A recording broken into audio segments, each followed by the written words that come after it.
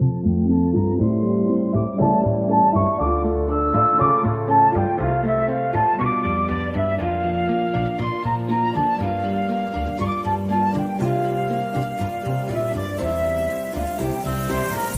trainers, to our bonus episode. If you've made it this far, that means you must be a true Trainer Trio fan. You're listening to the very end here. Thank you. In this episode, we're just going to go off script a little bit and talk about our experiences going through the Kanto region, summarizing it all, and talking about some of our favorite parts, least favorite parts, and everything in between. All right, so I'll lead us through some of the questions here. So let's just start off with, what was your favorite and least favorite part of the game? Starting off with Chris, the host, with the most. I think I said this on recording that my favorite part of the game is the Pokemon Mansion, and it stayed that way throughout the entire run through the game. I like getting those journal entries. I like the lore. I like the stronger Pokemon in there.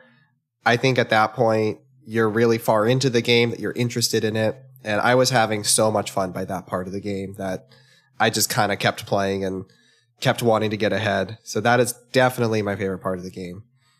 And my least favorite part of the game, I hate that slog of when you finish Lavender Town and you have your 4th gym badge and you can go south through the bike route and then all the way to Fuchsia City, and it's just trainer after trainer after trainer, and it gets so boring. There's no Team Rocket. There's nothing to break it up. At that point in the game, I didn't even want to do the recording for that episode because I was like, oh, I fought another trainer. It was fun, I guess. So those are my favorite parts. I don't know about you, Sean. So my favorite part, it's kind of general, but I love how in this first gen, they really don't hold your hand much at all. And that's just with this first gen, why I feel like it captures the heart of Pokemon, because in the end of the day, it's supposed to be an adventure game that you don't know what you're supposed to do, where you're supposed to go, what new Pokemon or people you're going to meet, you know, because you really don't get much assistance navigating the world of Pokemon. You get your first Pokemon, it's just, there you go. The first gym you walk into, you can't even fight because there's no one, it's locked and the gym leader's not even there. And so it's just that process of exploration that I think they captured so well with this gen. My least favorite, it's kind of a combination, but it's just the wonky mechanics that they have in this gym and like the lack of quality of life. The fact that anytime you want to use an HM, you have to pause and go to your Pokemon and physically click on which HM move you want them to use. The fact that you have to set a different box for the Pokemon that you catch. It's just those small things. And then also the actual battle mechanics themselves, just, you know, obviously this is the first time that they're trying it, so they didn't really know how big it would become. They didn't even have that full idea at this time. So they hit a lot of, you know, the core mechanics are still in the game from this generation to now. But there's just a lot of, I guess, the quality of life stuff that doesn't exist in these gens that just makes it much harder than it needs to be. Definitely the game is sloppy. That's how I would categorize it. Some of the Pokemon are useless. Some of them have horrible movesets. The 1 in 256 missing glitch, that is not fun. So I totally echo your sentiment that it's really hard to go back to Gen 1 with all its wonkiness. Dustin, least and most favorite stuff. So it is funny how Chris mentioned that one slog going up to Fuchsia City where you can just travel anywhere was his least favorite, because that was actually one of my favorite parts. I know it was one of the most open parts in the game, but for me, that was where I had the biggest jump in playtime and biggest jump in Pokédex, just because I really like capturing all the Pokemon, and that was obviously the Safari Zone was a big part, but that was where you could capture almost every Pokemon in the game. I went from like 35 Pokemon in my Pokédex all the way up to 74. So I really enjoyed that section of the game. Probably my least favorite part is just after like the first couple gyms where you're still kind of learning the game and how difficult it was early on. Definitely after a certain point, I think is probably after Erica, the 4th gym, or going up to the 5th gym, how easy most of the gym battles started becoming at that point. Once when you started getting a rhythm and you're no longer worrying about like, oh, am I going to lose to this gym? It's just like, oh, do I have like Pokemon that has the most super effective move at this point? I agree. I think going over this, did any of us white out or lose it all? I'm the Pokemon Master, Chris. Of course not. I think towards the Elite Four, obviously I did that multiple times just to train. Oh, I guess I did do that then. When I was in the Elite Four to train. But outside of that, yeah, that is kind of interesting you mentioned that. I thought that Kanto was going to be really hard, and I remember it being a little difficult. And then even the Elite Four, it looks like all of us kind of breezed through it pretty easily when we were ready and doing our final playthrough. I want to say maybe during one of the legendary bird battles, I actually did whiteout, just trying to capture it too. I want to see if maybe we can increase the difficulty. I don't know how we could do that without ruining the... I think I have a good, we'll go over some rules for when we start our next season of some ways we can increase the difficulty and also just include additional challenges for us to play. Because that was a fun part with some of our challenges, was just trying to accomplish that while playing the game. Yeah, because when the game gets too easy, there were plenty of points where we were recording. I forgot to put down notes because I breezed through it and I couldn't even remember what happened. Moving in to our next question. Who is your favorite star Pokemon in this generation? And then we'll move on to who is your favorite Pokemon from this generation? I think we should start with you, Dustin, since your starter was Pikachu and you have much more to choose from. I did not like the Pikachu as much as a starter, especially the fact that you can't evolve Pikachu into Raichu really hindered me. If I had to pick one, I really like water Pokemon, so I would probably chosen Squirtle if I could have the choice. Oh, it's funny because my favorite starter is definitely Charmander, going to Charizard, but the only reason I didn't pick them this time around is because I know, especially in this Gen 1, that he's not the greatest, which Chris definitely verbalized that during this run, that if we're playing Fire Red, if this was Gen 3, I 100% would have went Charmander to go with the Charizard route, but he's definitely my favorite starter because I'm kind of basic. I would love to play Fire Red and Leaf Green maybe a little bit down the road and switch up our starters and see how it goes. Chris, who's your favorite starter? I think that Charmander is my favorite starter as well. Even though it's pretty bad in Generation 1, it's a really cute Pokemon, and I can understand why Charizard became the most popular Pokemon back in the day. It's a cool mon. And then we'll move into who's our favorite Pokemon in this generation. It doesn't have to be one that was in your party. At least for me, let's see, since I captured all of the Pokemon, it's going to be a difficult choice. Chris or Sean, do you want to take the reins first? Chris, do you know off the top of your head? This might be a ever-changing answer. My opinion may change tomorrow, but I go with Tauros. I love Gen 1 Tauros. I love that it's just this bulky, average Pokemon that has a huge moveset. It's fast, gets a lot of crits. I love its design, and I love that it's rare. You almost never see a Tauros, and it's really hard to catch one in the Safari Zone. That is probably my favorite Gen 1 Pokemon, although it could change. I think I can narrow it down to two. One is one Pokemon that during our run, we weren't able to obtain because of the trade Pokemon, and that being Gengar. I think I love its design. It looks so cool. It's very fast, very strong, and that's why I'm hoping if we continue this series that we're able to do some trades, find some times when we could all be around, just because I hate being limited when you're not able to access those potential Pokemon, because there's some of my favorite designs are trade Pokemon. And so Gengar, and then of course I had to put the time in to get him, but Dragonite, just because it's the first Dragon-type Pokemon, definitely sets the precedent of dragons being very powerful in Pokemon, which that does not change for a while.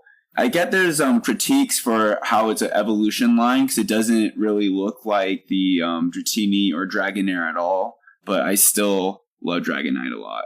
Always. He just looks so goofy. He's so strong, but it looks like a goofy little dragon that would hang out with you.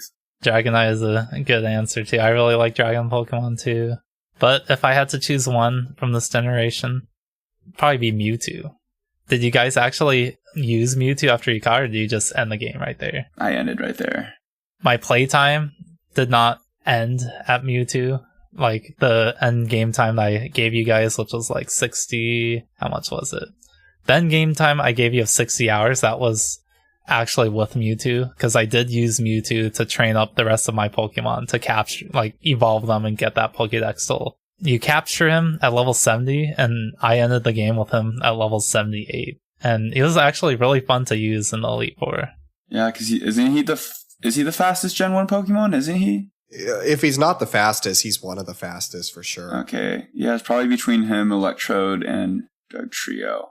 I like how unique he looks compared to all the other Pokemon. It does look really cool. Going on to now our Pokemon parties. So let's start off with just saying, like, if you had to pick one Pokemon from all of your Pokemon parties you've had throughout this game that you could carry on to the next generation, which one would that be? Like, if we create an ultimate team, you know, maybe we will, if we play through 6 games, that we'll create an ultimate team, which would be the one you choose? I feel like I already kind of tipped my hand by saying one of my favorites being one of the Pokemon on my team. I was talking to Dustin about this earlier when we were trying to decide, like, oh, what would be the ultimate team if we had to pick one Pokemon that we brought from the gen to the next gen? And at first I thought it would be my Kangaskhan, just because it's a pretty strong Pokemon, a Pokemon I haven't really used in like any other Pokemon games because it's usually so rare to get. That's what I was thinking. But then, even though I had Dragonite for probably less than 1% of the run, during that 1%, it was such a powerhouse, and I would have to take it on. That would be, if we did Ultimate Teams, I would take the Dragonite from this team. That's a good one to pick. I'm between 2 Pokemon. I'm between Executor or Lapras. I think I would want to do Executor because I feel like I didn't let it go to its potential. Like, one of its last moves was Egg Bomb. Like, I didn't teach it a good grass move or anything, so I'd love to bring it forward and teach it some better moves, especially as move pools get better. And for me, I'd probably have to choose Cloyster. I really liked my Cloyster just with how defensive it is, and it was my only water Pokemon that I really took to the very end. Looking through our parties throughout basically every gym, we had quite a few switch-ups. I think Chris stayed the most consistent with his Pokemon party, and it wasn't until around like Koga, really, that all of our parties solidified, and that was mainly the ones that we use. So, before we got to Koga, what was like some of the reasons why you switched some of your Pokemon? Do you have like any regrets of some of the Pokemon you switched out that you could have kept early on, especially for the Pokemon Kanto battles that we were doing with each other? I'll just say, I know, because I was the first one to use those sleep strats when I had Gloom on my team, and I never evolved it to Vileplume and never continued using that because I decided I wanted to switch it up. Looking back at just our fights, I think if I had Vileplume on my team, I probably could have won maybe 1 or 2 of those final 6 or 5 games I lost. But looking back at probably that, and then also everyone else utilize the OP-ness of psychic types in this generation except me. When I used Mr. Mime for a little bit, and then my final team, I got rid of him in exchange for my Electabuzz, which, being honest, Electabuzz isn't the strongest Pokemon, but it's just a cool Pokemon I liked, and I wanted to switch it up. So even just the fact I gave my Mr. Mime the Thunderbolt TM instead of saving it to give to Electabuzz, because I didn't plan that far ahead to eventually change it out. So that would just be probably my biggest regret, but just those 2 things. But at the end of the day, I did enjoy the variety my team had and not having to rely on sleep strategies to win games. I think Sean's calling us out for being little, I don't know what the words are, the PC words are, but I guess the only regret you could say on my part is I had a strategy where I didn't add a Pokemon to my team or level it up if I wasn't going to use it. So early on, I think I mentioned I was 1-5 or 1-7 to start. And that's because I was consistently throwing out 3 Pokemon against 6. I think if I was to do that strategy, I should have actually made my Pokemon a lot stronger. So I think when I do Gen 2, I think I'm going to try and add more Pokemon, try out more Pokemon instead of this strict thing I was doing where I was like, no, I know exactly who I'm adding. If I'm not adding you, you're not getting any experience points. Because other than that, the only Pokemon I really got rid of, I think, was Raticate. And that's because Raticate and Rattata before, it's a pretty good Pokemon in the early game, especially because it learns Hyper Fang, which is such a strong stab move you can get early on. But it gets outclassed early. And once I found Meowth, I don't know. I just wanted to use a little bit of a different Pokemon. I don't think I'd ever use a Persian before. I want to say, at least for me, that was like your signature Pokemon, your team was Persian. So I'm surprised you're choosing that Executor to go on to the next generation. Persian is just too weak to really move on. But yeah, that was the one I wanted to have. I like to use Pokemon that I don't normally use. And I tried hard not to fall into that trap of using psychic Pokemon, but they're just so strong that I added one to my team. And before we move on to my part, I do want to mention too how closely you resembled my rival in this game, because he also had Eradicate that he ended up losing, and then you end up with 3 like my final rivals Pokemon with Jolteon, Executor, and Sandslash. Hey, he has good taste. What can I say? There's a reason his name is Chris. And Blue in my case. And Poo Poo. For me, I think one regret I have early on is I did capture a lot of Pokemon and just added to my party. So I had the complete opposite of Chris, where I just kept adding them to my party but didn't really train them.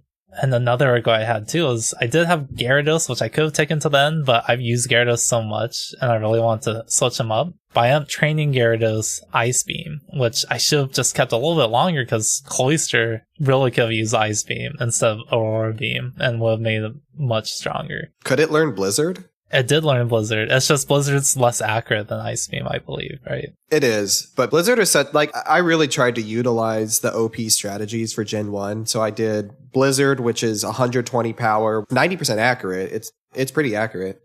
And then using Hyper Beam because you don't recharge when you knock out a Pokemon. And then also using sleep moves because they waste a turn to wake up. I try to utilize all of those, and I like to hope it paid off a little bit if I was able to keep up with you guys. Dustin's team was on average 7 levels stronger than me at the end. I did spend a lot of time in there, so we'll have to change up the rules a little next, see how Generation 2 goes. Another thing we can look at is maybe just some of our statistics. Is there anything big we want to mention there? With stats? I don't think so. Yeah. Other than I did end up ending the game with like double everyone's time, so you guys kind of let me run wild there. And then just to give a recap too, probably what we'll be doing going forward in our next generations is I will keep the quiz theme going on. So just to remind everyone, from after Cinnabar Island, we did have a little quiz, and Chris ended with a score of 9.87 and Sean ended a score of 9.37. So Chris is the quiz master. He knows the most Generation 1 knowledge going forward. So he gets one thing. That's the one thing I had. Who was your favorite trainer you faced off against? If you had to choose like one trainer that you had their party or that you could become. If I could do Koga's strategies but do them correctly, I think I would love that. Like using Toxic, Self-Destructs, basically stalling with high defense Pokemon. I think that'd be a great team to have. I respect Koga.